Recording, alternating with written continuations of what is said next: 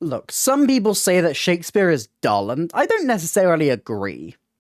This musical, however, yeah. This summer feels like a renaissance for big revivals of old school musicals. Right now, we have Fiddler on the Roof at the Regent's Park Open Air Theatre. We have the big scale production that is Hello Dolly at the London Palladium, and we have Kiss Me Kate at the Barbican. After the success of Anything Goes, Trafalgar Entertainment are taking on another Cole Porter play, which is all about a group of actors doing a Broadway tryout in Baltimore, staging a musical version of The Taming of the Shrew. But with tensions backstage and a couple of gangsters hanging around, can the show go on? Kiss Me Kate has a kind of play-within-a-play format to it. And the thing is, since Kiss Me Kate initially came out in the 40s, we have seen this format perfected.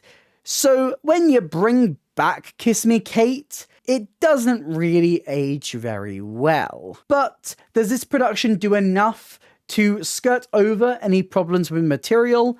Let's find out. But if you haven't seen my face before, hi, I'm Ellie, I talk about theatre.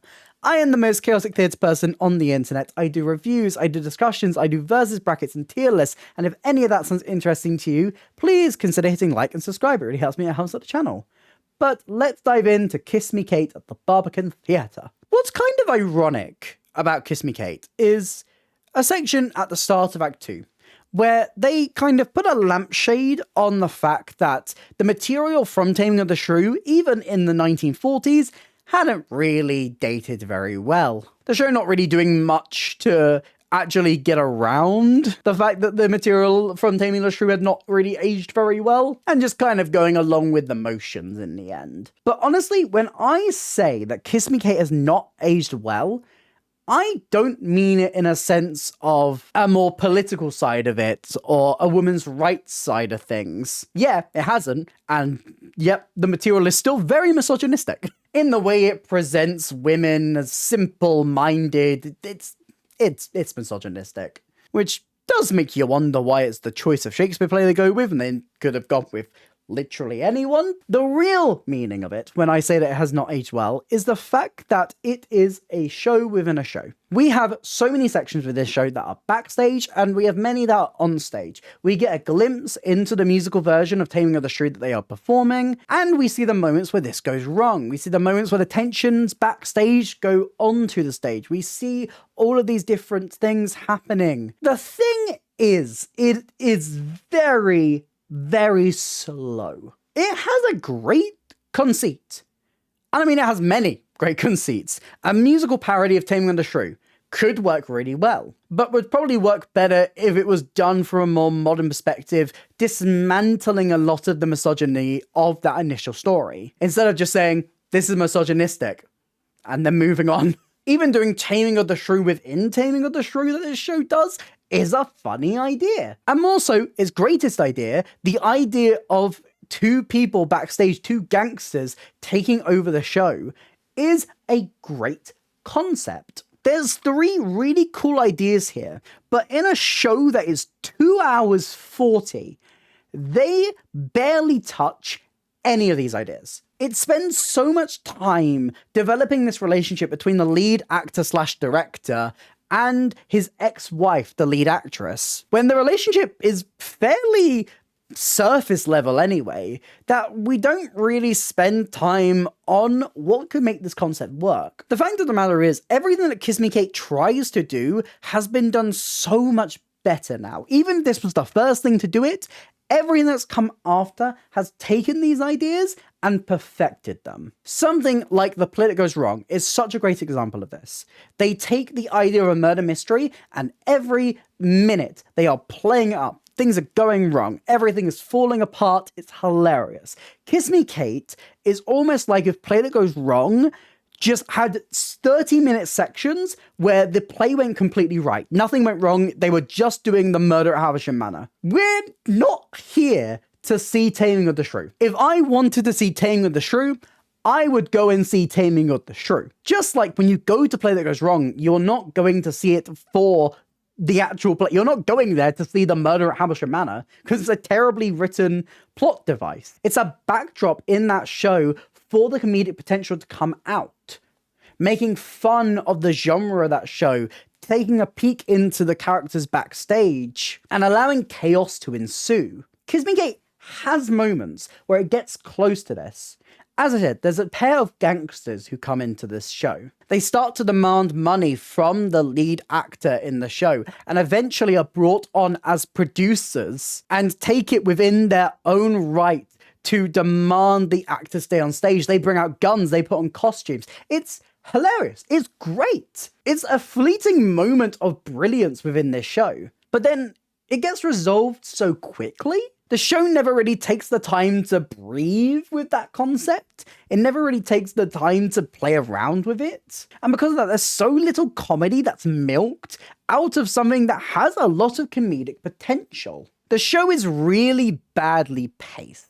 We spend the first 30 minutes backstage pre-show. We get a nice sense of the characters, but still this feels like it goes on for a little bit too long. There's a couple of mishaps that happen backstage, a little bit of arguing. You get a little introduction to the supporting characters who basically get to do absolutely nothing for the rest of the musical. And it sets up the beats. This, for the most part, works. It's nice setup, and it feels like it could lead into something that could have a strong payoff. The glimpses of chaos, the potential for chaos, starting to seep through. But then we launch into about 30 minutes of a musical version of Taming of the Shrew, with no glimpses backstage, with no heighting of the stakes, with nothing really going wrong, and it just kind of feeling like an actual musical version of Taming of the Shrew. Which makes you wonder, if you're just going to do that for 30 minutes, why don't you just actually do a musical version of Taming of the Shrew? It takes so long within this musical version of Taming of the Shrew to get to the moments where the drama from backstage comes on stage. When this happens, which is about an hour into the show, it's really funny. Them doing this material, but with the added knowledge at the back of your mind of what's happened backstage. The material from Taming of the Shrew working surprisingly well with what they're doing. It needs so much more of this. There needs to be more characters who have little dramas backstage. There's setup for it. There's Bill Calhoun and Lois Lane. Both characters with a relationship and a potential tension that they could play around with the actual production. There's potential here. There's so much here. It's a really juicy concept that just doesn't amount to anything. Its pacing is so bad. The comedy is so slow, especially to a modern audience who are used to things like Politics Goes Wrong being very slapstick and laugh a minute. So it just ends up making the show drag massively. The material of this show has not aged well. It has been done since so much better that it does make you kind of sit there and wonder why we're reviving this now. But being a musical and having the music of Cole Porter is definitely a plus, for the most part. There are definitely moments of glory within this show. Another opening of another show is a fantastic opening number. So jaunty, so uplifting. You get a real sense of the buzz between the cast. It's really nice. It's a really nice opening number that brings you into this world, this stage, the people in there. You get glimpses of the different personalities. It's fun, it's old school, it's very musical theatre. It's a great opening number. A lot of the material within the actual Taming of the Shrew musical within the show is not very memorable. The most memorable one is a song called I Hate Men, which actually has aged quite well, being really comedic, really sold by Stephanie J. Block, who milks every single moment for the comedy in it. Of course, there's the opening to Act 2, which is just phenomenal, especially with Anthony Van Laar's choreography. Oh, it absolutely shines. Too Darn Hot is great. It's fiery. It's just this big dance number, flashy, crowd-pleasing. It's a great moment and really brings you back into the show after the interval. There's always True to You in My Fashion. A lovely moment for Lois so we can get more of a sense of her character in this show. We'll talk more about her character later, but I do like the song. Even if the reprise of it makes it drag on for a little bit longer. Funnily saying that, I have something very similar to say about Brush Up Your Shakespeare. A song that is fantastic comedically. And if you love Shakespeare, oh, this song is perfect for you. The amount of Shakespeare titles they fit into this, they did too many. The problem with this song came that they then reprised it 2 more times. So it starts off as, oh, this is really nice. It's a really nice break of pace. It's a really nice, we're going to stop for a moment and do a little comedy song. And it's fairly funny. Oh, they're doing it again. Okay, cool. I mean, I get the concept, but I guess this is a nice play. Oh no, they're going to do it again. And this is where my problem comes with the score of this show. A lot of these songs overstay their welcome. These are really, really long numbers. And when we're constantly getting reprises directly after them, the pace of this show, which is already way too long, gets stretched even more. And when I'm not really sold on the actual content of the show, because it's not diving into a lot of the things I want it to, the fact that the music of this show is fun and then doesn't really progress the plot at all also really annoyed me. The best musical theatre songs are songs that use a song to progress the story. That is what musical theatre is all about. And these songs are the other type of musical theatre songs. They are the stand in one place and sing out to the audience type of song, which is very much the style of Cole Porter's music. Anything Goes has a lot of music like this as well. The difference is,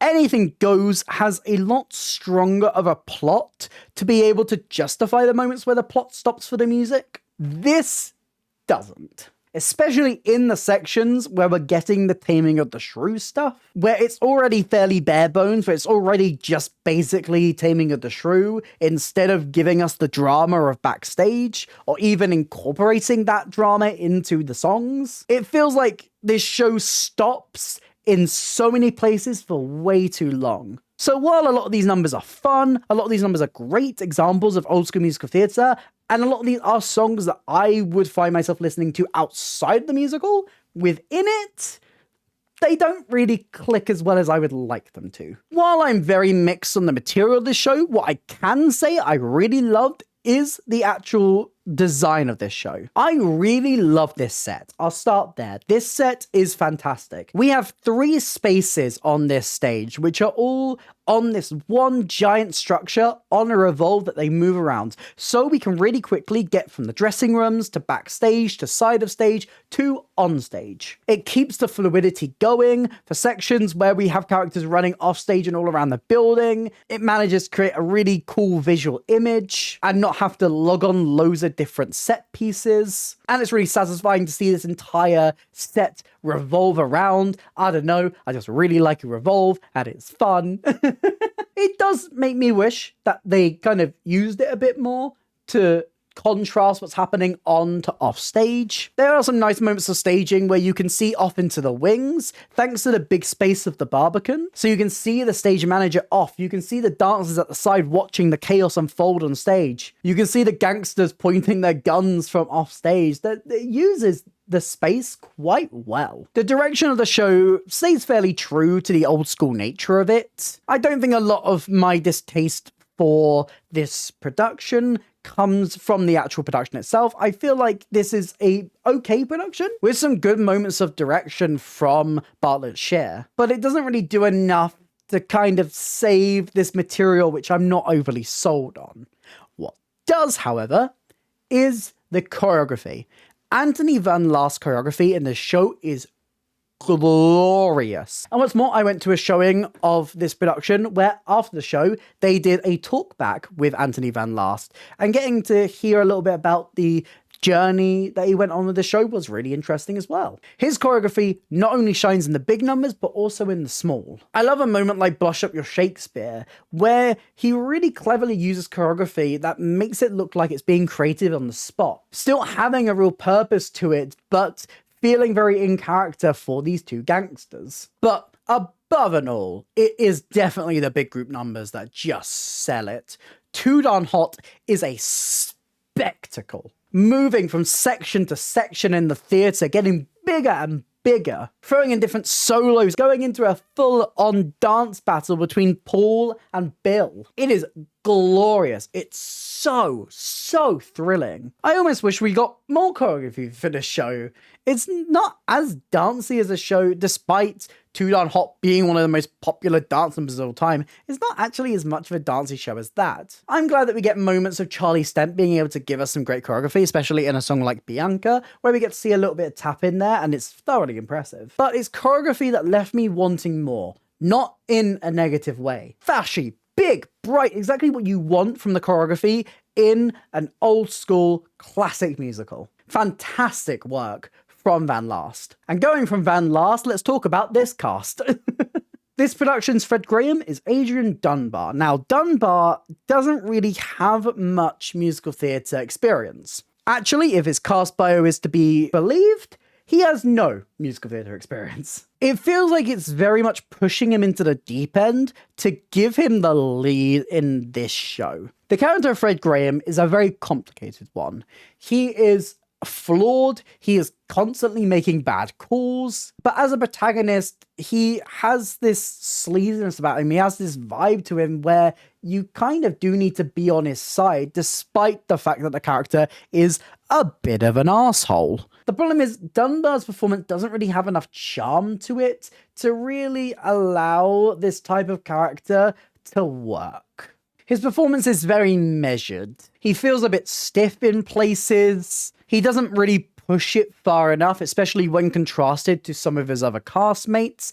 And a lot of the time, he feels overshadowed by a lot of these big musical theatre performers. I feel like this is just a role that's a little bit too big for him. He might have suited a different role in this show a little bit more. He is definitely the weakest element to this story, and being the lead, that does make the production struggle a little bit more. Ultimately, it's just within the character that it really struggles. I didn't get any charm or even much intrigue out of the sleaziness of his character.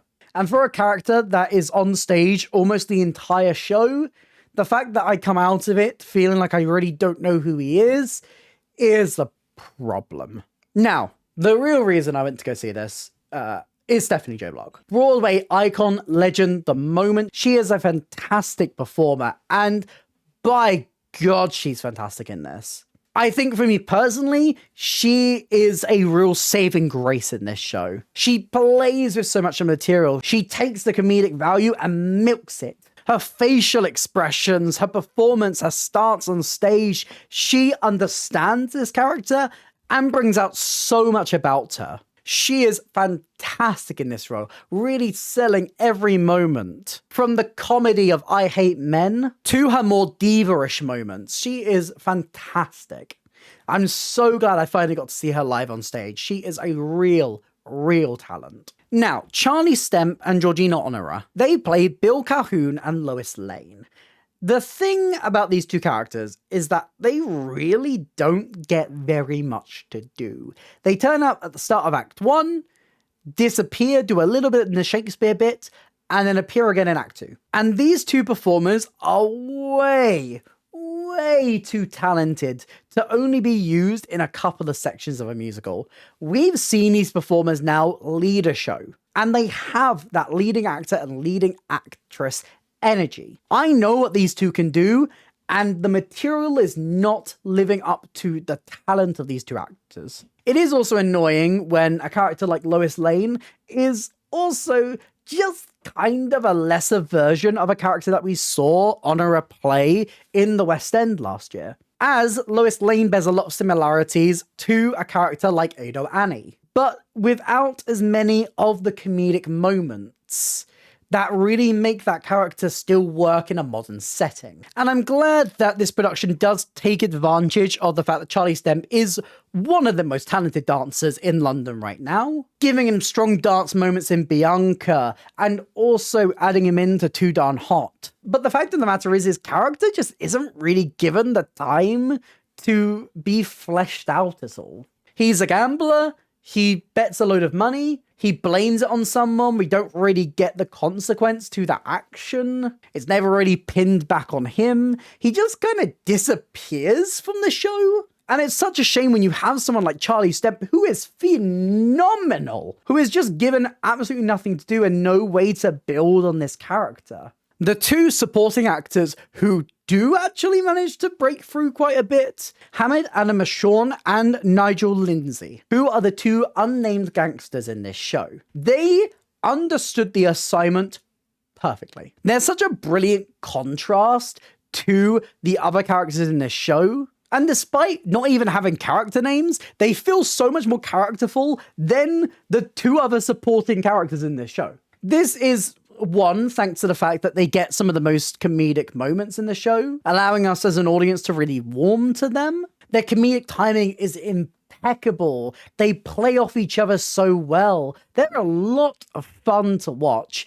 And finally, there is Peter Davidson, who comes in for a cameo in Act 2 as General Harrison Howell. Now, Peter Davidson is really good in this role. This character doesn't get much, but Davidson's presence on stage actually does carry this performance really well. He plays up the caricature of this Republican general, this army figure, vying for vice president. He's got a cigar in his hands at every moment he can. He puffs and pulls this really stretched, strained expression through his mouth. The over-exaggeration actually really working to deliver a really memorable performance. I'm bringing a lot of physical comedy out in it as well. For a role that really only has one scene on stage, he is a thoroughly memorable part of this show. And a quick mention to two ensemble members, Jack Butterworth and Josie Benson, who both get standout performances in Too Darn Hot and Another Opening, Another Show, respectively. While some classic musicals age really gracefully, the material still managing to deliver the laughs, deliver the drama, deliver the glitz and glamour of an old school musical like a Hello Dolly. Kiss Me Kate just feels outdated. It feels outdated because of the source material it was even initially grabbing onto. It feels outdated because now other shows have done what this show is trying to do so much more successfully. And the comedy feels outdated and doesn't hit those punches that it probably could do if it had a slightly different focus. It's a show that feels like it has so much potential, but just misses the mark in so many ways. This production does have its moments, and there's some nice direction and amazing choreography in there. But on the whole, it's an okay to good production of a not so great musical. But what do you think? Have you seen Kiss Me Kate at the Barbican? What did you think? Did you like it? Did you agree with me on some of my points? Let me know all your thoughts in the comments down below. If you did enjoy this video, please consider hitting like and subscribe. It really helps me out the channel. Here's some links to some other videos on the screen right now and a link to my Instagram if you would like to drop me a follow over there. I also have other social links and a merch store in the description down below. But that's it for me today, and I hope to see you next time. Bye.